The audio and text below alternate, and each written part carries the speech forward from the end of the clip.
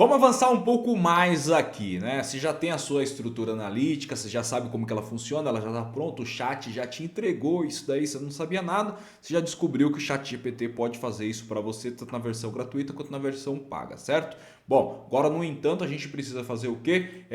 Transformar essa estrutura aí. Chegou a hora da gente pegar ela e colocar ela dentro do nosso cronograma, fazendo com que ele se torne aí realista e eficiente, certo? Bom, essa aula aqui a gente vai abordar como que essa inteligência artificial, né, e a tecnologia pode nos ajudar a elaborar esse cronograma, que tem mais coisas aí que a gente precisa saber, né? E entender, lógico, que o cronograma ele não pode ser apenas bonitinho, mas ele tem que ser um cronograma viável, um cronograma que a gente consiga utilizar. Mas vamos lá, talvez a faculdade não tenha te ensinado e minha obrigação é fazer o que a faculdade não fez, te ensinar. Já vamos logo pelo início. O que é um cronograma? Um cronograma é eu pegar tudo que eu tenho e colocar ali aleatoriamente num papel com a informação, com a data, escrever de qualquer jeito? É isso? Não, não é isso, tá?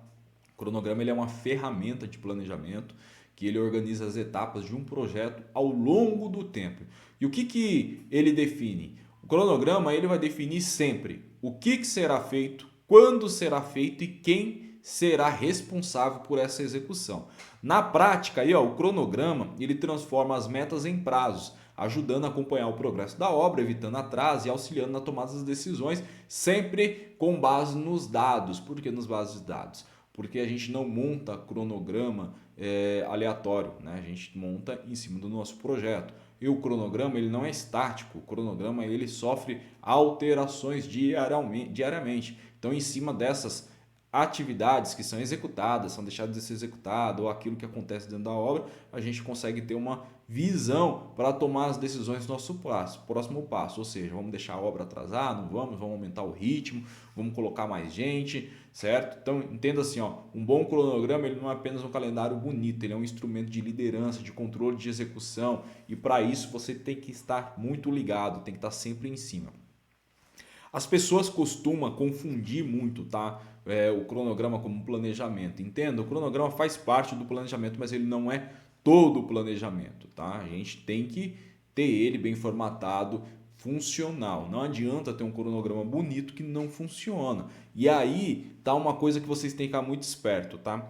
Eu já fui em algumas obras algumas vezes e eu percebi que o cronograma que estava lá na parede e que estava na mão do pessoal que estava executando era o mesmo de 20, 30 dias atrás. E aí eu perguntava assim, né? Cheguei a perguntar algumas coisas, pô, esse cronograma aqui ele é o cronograma base, o pessoal tá com o cronograma atualizado lá na obra. Aí o cara falava para mim, não, esse cronograma aí, cara, nada mudou, cara. Pô, a obra tá sensacional. Isso me causava muita estranheza e preocupação, porque como que pode? Nesses 20 dias choveu, aconteceu um monte de coisa, o cronograma não sofreu nenhuma alteração. Essa equipe é muito boa, né? Na verdade, não. O que estava acontecendo? Atrasava a obra, eles corriam lá, faziam os ajustes entre eles, sem passar para nós, a parte de gestão. E quando a gente percebia, no final do mês, né, quando fechava a folha, tava lá um monte de hora extra, recursos ali sendo gastos de forma errônea, né? E o que aconteceu? Era falta de gestão. A obra não era nossa, nós não éramos responsáveis pela obra num todo, nós éramos responsáveis por uma parte da equipe.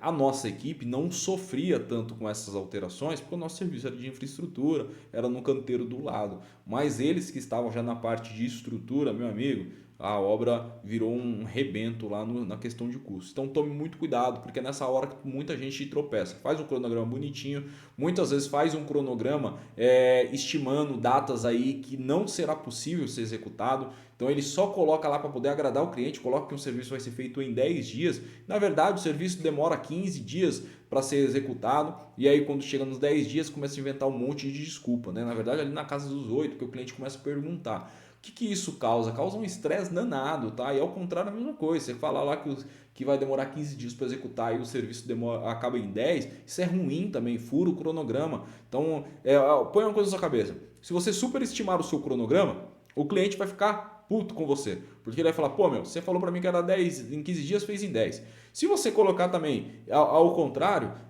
a sua galera e o próprio teu cliente, dependendo do que for, como que tiver o controle físico financeiro dele, vai ficar pistola com você. A sua equipe então começa a desacreditar de você. Fala, pô, tudo que esse cara coloca no papel nada funciona, cara. Será que esse cara sabe o que está fazendo? E isso se torna um vício tão grande, cara, da gente ficar chutando, que quando você vê, você perdeu o controle total da obra. Então tome muito cuidado, tá? Você precisa estar fundamentado em algo, né? Por que eu cheguei a 10 dias? Com base no quê? Né? A minha equipe consegue produzir isso? Eu tirei isso daí de algum lugar, do TCPO, do SINAP? Tem que tomar muito cuidado. No cronograma existem alguns erros que se torna vicioso e ele causa muita ilusão aos olhos do gestor, da diretoria, principalmente da diretoria, tá? Primeiro é o quê? É a questão da produtividade aí não ser real. As pessoas estimam, né, uma produtividade sem considerar de fato a capacidade produtiva da equipe, dos recursos disponíveis. Cuidado, não é porque a equipe do seu amigo lá conseguiu fazer X metros em tantos dias que você vai conseguir fazer a mesma coisa. Muito cuidado com isso, tá? São pessoas diferentes, ambientes diferentes, a gente tem que ficar esperto com isso. Um outro detalhe, sequência lógica. Muitas vezes as pessoas conseguem bom resultado porque estão trabalhando numa ordem de atividade que realmente o fluxo aconteça. Se você não tiver controle dessa sequência, só colocar datas para agradar o seu cliente ou agradar até mesmo a sua equipe, vai atropelar serviço, vai ficar serviço para trás e aí você começa a gerar gargalo. Então tome muito cuidado com isso, tá? Outra coisa, cuidado com as desconexões entre o cronograma e os custos. Isso daí é muito importante. Muitas vezes a gente está produzindo bem, estamos atendendo nas datas, mas nós estamos gastando mais do que estava previsto. E aí isso desbalanceia o cronograma físico e financeiro. E quando a gente perceber, a gente já está com o nosso caixa comprometido, tá? Outro detalhe, as pessoas fazem as programações de cronograma sem considerar a margem de segurança.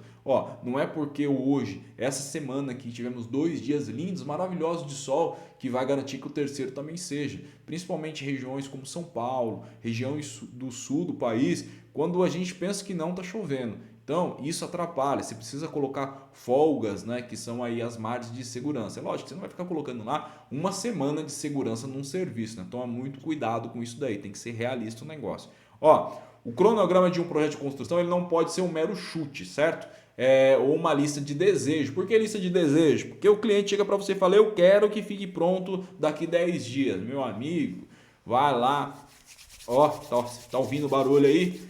Esfrega a mão lá naquela lâmpada do Aladim e pede para ele resolver, porque na obra não funciona dessa maneira, tá? A gente tem que estar baseado em algo sólido ali, real, senão o processo ele desanda.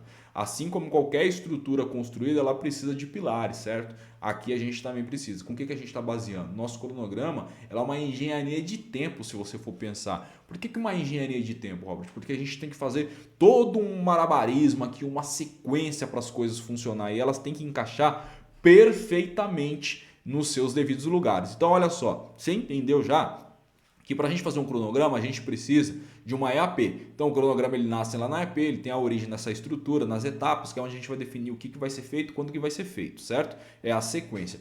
Aí a gente vem aqui já dentro dessa sequência, né? Que é a estruturação da sequência de execução. Então as dependências e as tarefas são cruciais nesse momento. Eu tenho a minha EAP, o que eu posso fazer em conjunto, o que eu tenho que fazer separado, o que uma depende da outra. É nesse momento que a gente vai definir como que vai ser as nossas predecessoras, aonde que a gente consegue simular também aqui o que pode ser feito tanto durante a nossa parte de gestão quanto na execução, onde que a gente vai identificar os caminhos críticos.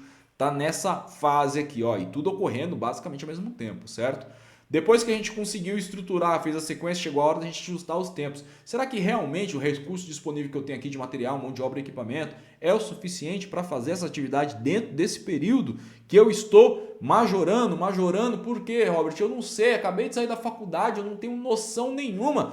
Tô pedindo ajuda para Deus aqui. Pois é, toma cuidado com essa ajuda aí, porque talvez o cara que tá sussurrando ajuda para você é o cara da concreteira. Ele tá doido para você errar lá, para você perder concreto para ele vender de novo, tá? Então faz os ajustes conforme o seu recurso. Não sei, vou te mostrar como que a IA pode te ajudar nesse ponto aí. E claro, por último, ainda dentro dessa sequência, a gente fazer a calibragem da nossa produtividade. Será que realmente esses prazos aqui são realistas? Essa equipe está conseguindo executar aquilo que a gente imaginou? Está dentro do prazo? A gente precisa analisar aí caso a caso, identificar o que pode estar acontecendo, como que a gente pode melhorar. Tudo isso faz parte dessa estrutura que precisa ser acompanhado. Vamos ver aqui na prática como que a gente pode avançar nisso daí? Olha só, somente através dessa abordagem assim, meticulosa, entendendo passo a passo da nossa estrutura, do nosso cronograma, que é possível a gente criar um cronograma que não apenas preveja o futuro, mas que também sirva como uma ferramenta eficaz aí na gestão. Lembrando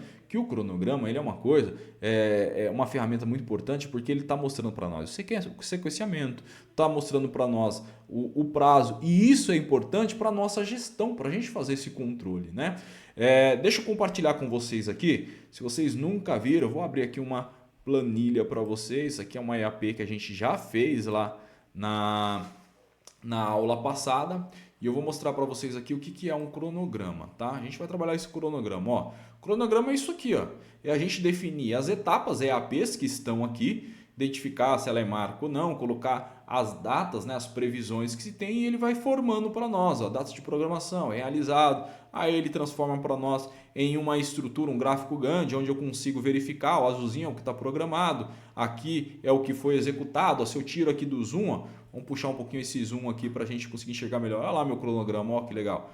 Isso é um cronograma, tá? Então a gente precisa estruturar ele muito bem aí para a gente entender como que funciona. Bom, ainda falta bastante informação para a gente poder estruturar esse cronograma. Próxima aula agora, já vou mostrar para vocês como que a gente vai pegar esse processo, todas essas informações da EAP, jogar aqui e como que a IA vai nos ajudar na construção de tempo, né? Porque afinal, né, você acabou de sair da faculdade e não tem noção quanto tempo leva um carpinteiro para poder fazer ali um fechamento de um gabarito simples, né? Quantas pessoas que você